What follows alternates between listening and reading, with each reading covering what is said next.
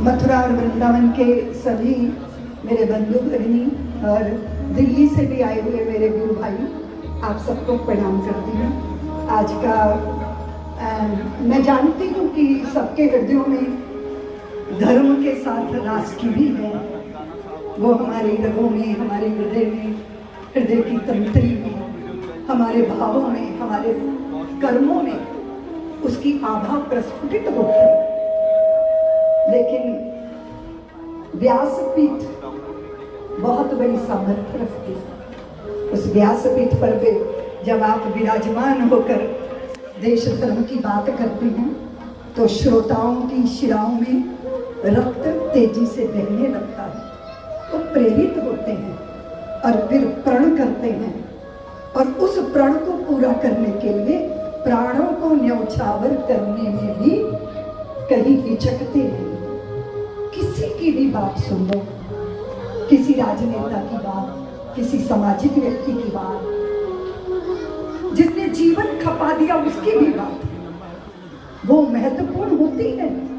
लेकिन सबसे ज्यादा महत्वपूर्ण उस बात को, उसके द्वारा कही बात को समाज समझता है जो धर्म की पीठ पर विराजमान होता है।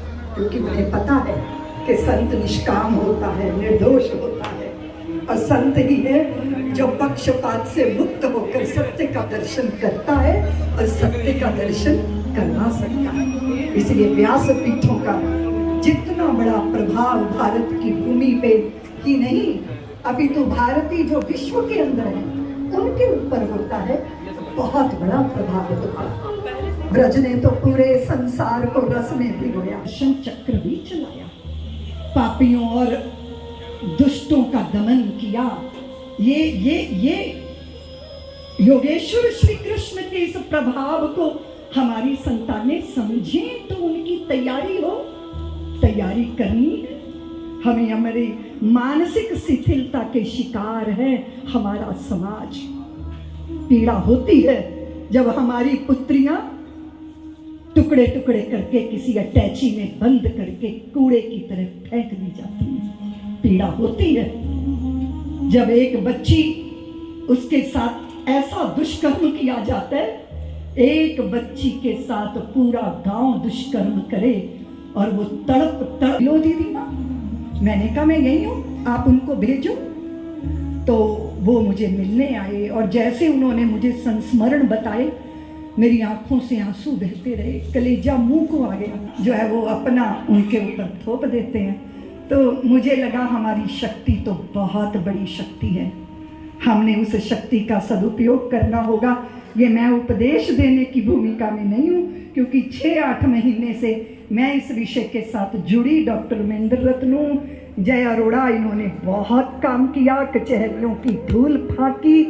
लोग फवतियाँ करते हैं, लोग संदेह भी करते हैं, लोग शंकाएं भी करते हैं, लोग बहुत टीका करते हैं।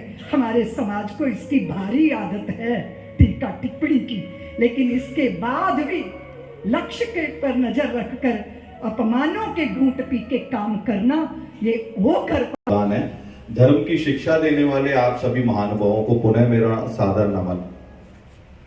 मैं जीवन में दीदी माँ बहुत मंचों पे बोला हूँ, बहुत जगह मुझे अवसर मिला अपनी बात कहने का, लेकिन आज ये कार्यक्रम मेरे लिए बहुत विशेष है, क्योंकि हमारे देश की विभूतियाँ, हमारे देश के बड़े बड़े महान संत आप सबके सामने जमीन पे बैठ के सुने, धरती पे बैठ के, ये हमारा सौभाग्य होगा। तो आपके सामने बोलने का दीदी माँ ने अवसर दिया, इसके लिए दीदी माँ आपको पुनः चरण स्पर्श, पुनः प्रणाम।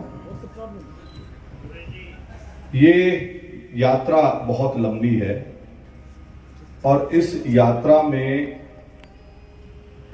सबसे पहले इस यात्रा की जो प्रेरणा है मेरे जीवन में, वो है हिंगलाज माता के तीर्थ को ढूंढते ढूंढते, क्योंकि माँ हिंगलाज हमारी कुलदेवी है। पार्टीशन के समय हमारे दादाजी भारत आ गए थे। आज जो इतना सुंदर जीवन हम लोग जी पा